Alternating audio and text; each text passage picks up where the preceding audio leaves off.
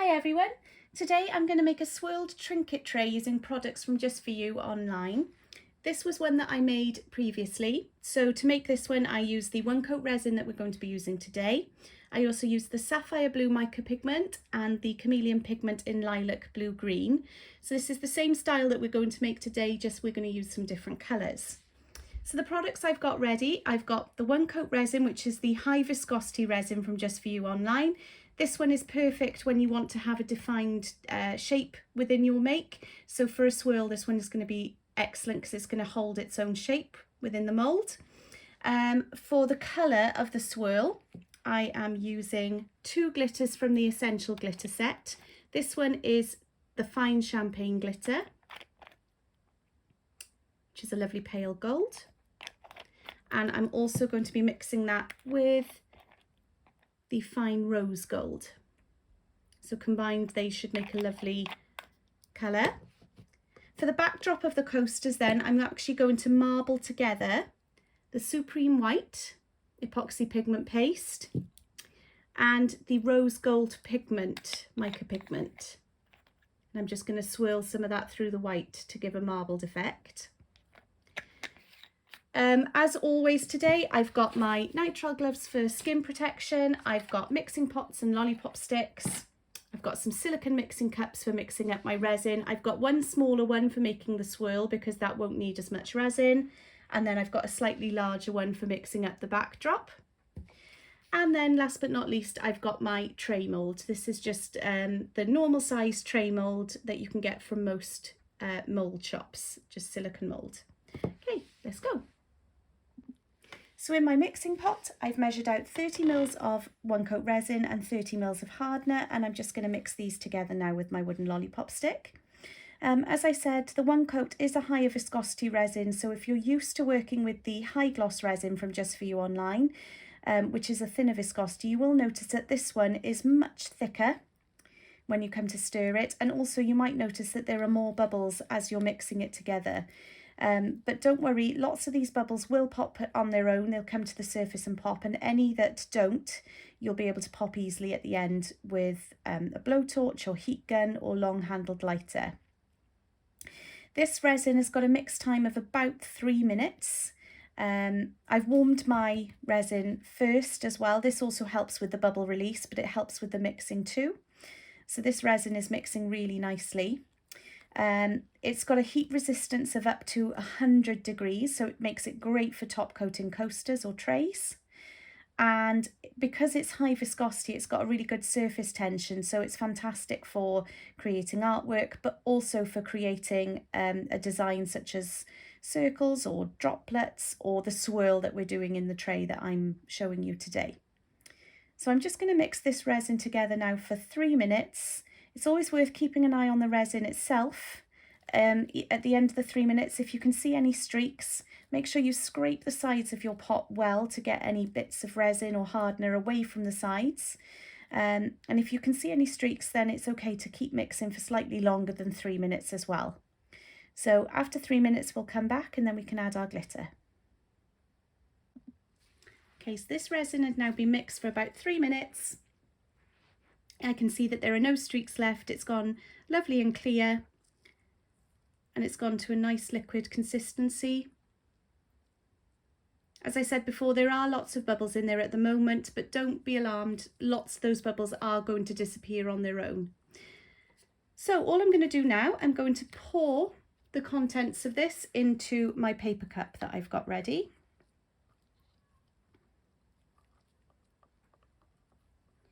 And I'm going to make sure that I get every last bit of resin out. Lollipop sticks are a great little tool for helping get the last bits of resin out of a silicone pot like this.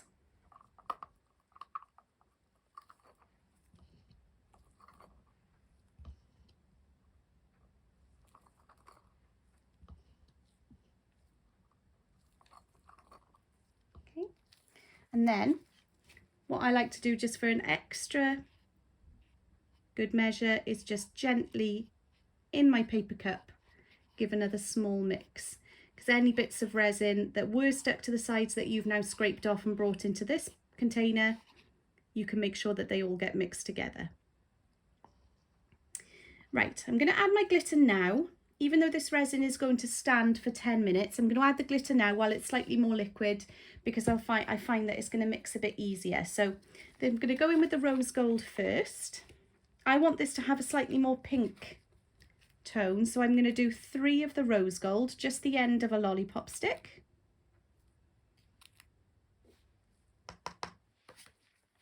And to start, I'm just going to do 1 of the champagne, because gold is always a slightly more dominant colour, and I don't want it to take over that beautiful rose gold. So just 1 of the champagne to start with. You can always add more if you don't have the colour that you're looking for. But I want this to be quite pink.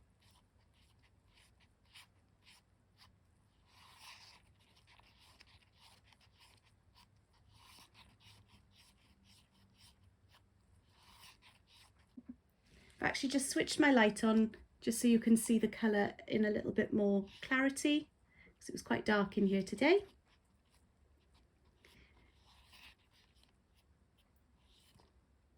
So you can check now that that's the consistency of the glitter you want. I'm happy with that. I'm happy with the colour. So I'm now going to leave that to stand for 10 minutes. I'm just going to quickly show you these again in a better colour, in a better light. So that's the rose gold. We've gone a bit dark in here, so I've just quickly put my ring light on.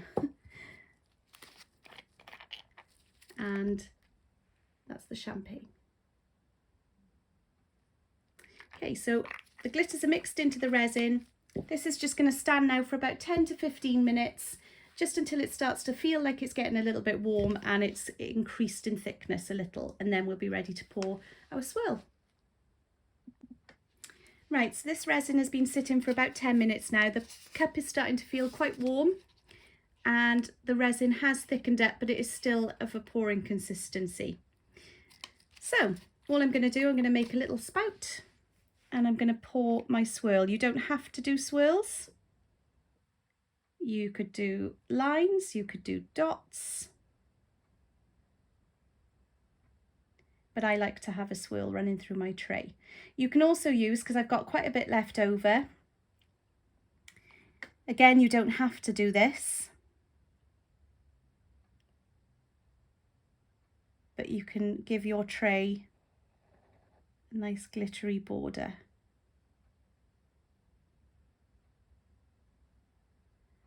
Or just even add in some extra designs.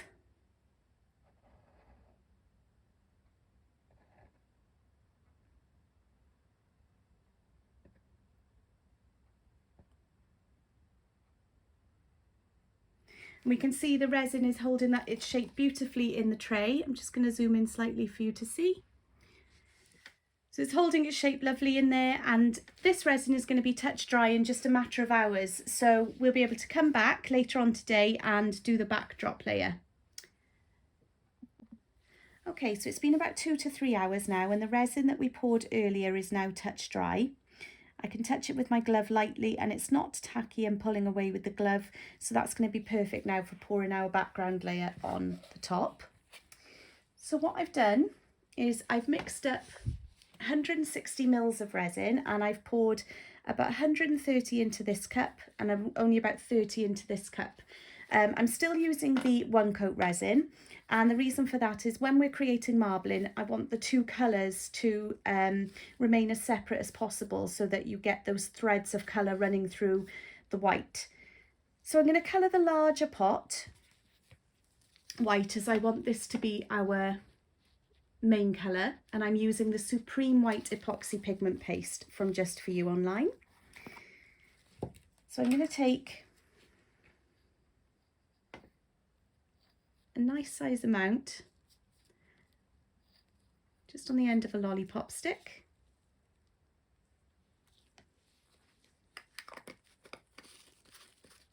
and I'm going to mix that through. If you're using white as the base colour for your marbling, Make sure that you mix it really, really well. White is quite a heavy pigment, which is why in resin it's used for creating flowers and really cool special effects with alcohol inks, and also for creating waves on ocean art. And it's because it's a heavy pigment and it will sink through the resin. So you want to make sure you mix it really, really well and have no streaks left. So it's a good idea, scrape the side of your lollipop stick against the side of your cup. And even if it takes a fair bit of time, really, really mix that colour well into your resin. With marble, there are often little imperfections in the stone anyway, so I'm not going to be worried if I do get any bits of white sinking to the bottom, but I do want to have as minimal amount of that as possible.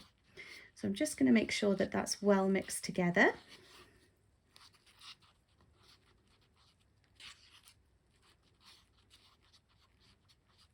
And you can see with the one coat as well, lots of the bubbles, as I said earlier, have disappeared already. Okay, for the colour, I'm going to be using the rose gold pigment from Just For You Online, which is a lovely pink with a hint of pale gold running through it. And because I've only got a small amount of resin in this pot, I'm only going to take a small amount of the pigment. And again, I'm just going to mix this so that it's really evenly dispersed and I've got no bits of unmixed powder in my resin. So I've just spent a little bit of time making sure that both of these are fully mixed, that we've got no blobs of powder and no streaks of white. And now I'm going to create the marble for the backdrop of our tray.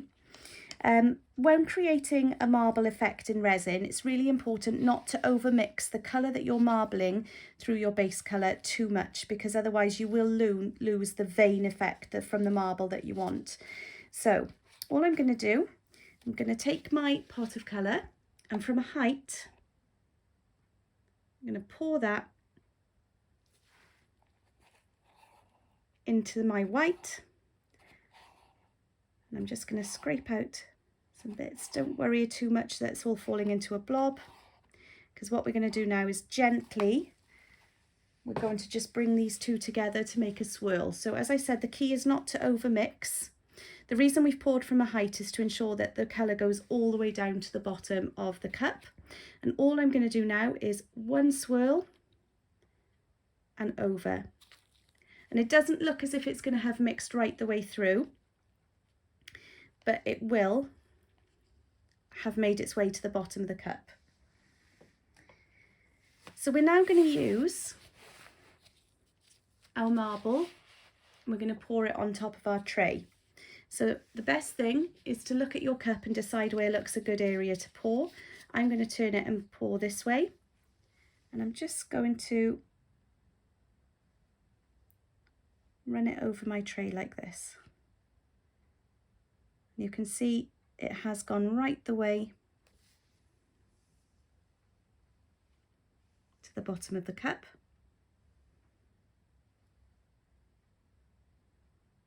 And just make sure you fill to the top.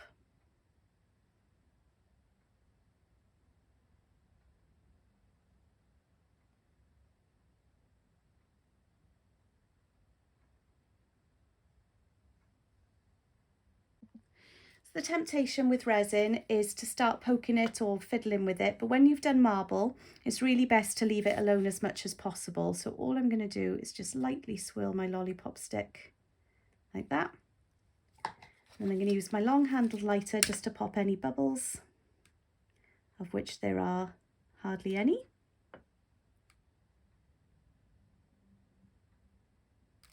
And then I'm just going to leave it alone.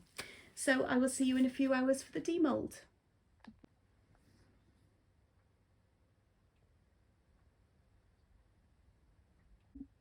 So it's the next day now.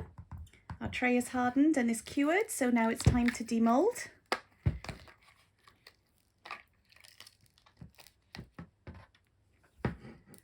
And we'll have a look and see what it looks like.